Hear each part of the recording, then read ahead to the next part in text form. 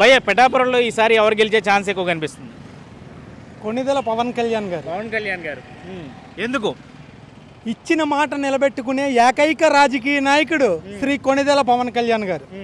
పిఠాపురం వారాహి యాత్రలో ఒక మాట చెప్పారండి.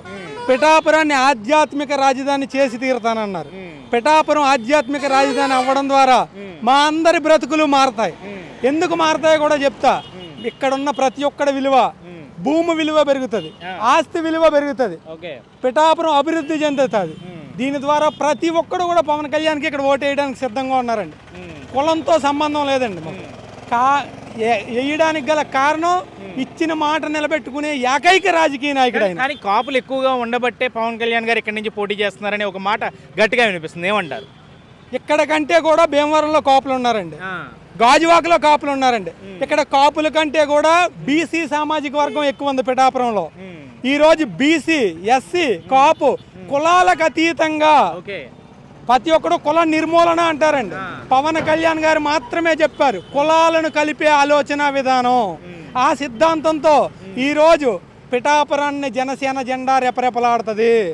ఆంధ్రప్రదేశ్లోనే అత్యధిక మెజారిటీ ఈ పిఠాపురంలోనే వస్తుంది. పిఠాపురం నుంచి పవన్ కళ్యాణ్ గారు పోటీ చేస్తున్నారు కదా, ఎలా ఉండబోతుంది ఇక్కడ? మాకైతే ఎప్పుడు జనసేన అంటే నాది. అతను పార్టీ స్థాపించిన కాడి నుంచి కూడా ఎప్పుడు జనసేన చేస్తామండి. మేము జనసేన పార్టీ అంటే మాకు ఇష్టం. మాకు మా నియోజకవర్గం కూడా ఏదో చేస్తారని అభిమానం కూడా ఉందండి జనాల్లో. గెలిస్తే బాగా డెవలప్మెంట్ చేస్తారన్న నమ్మకం మాకు ఉంది.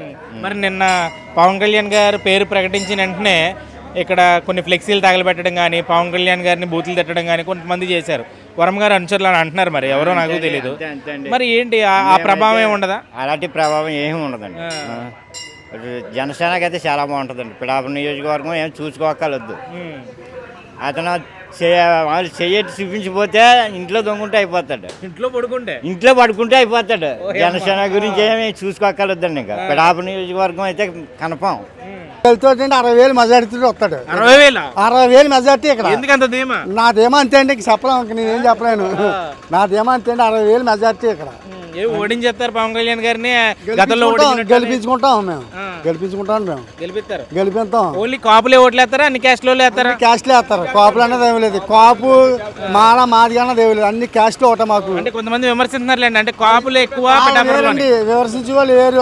వైఎస్ఆర్సీపీ వాళ్ళు మేము కాపులు అన్ని మొత్తం అంతా ఒకటే మాకు ఇక్కడ. అన్ని క్యాస్ట్లలో ఒకటే. అది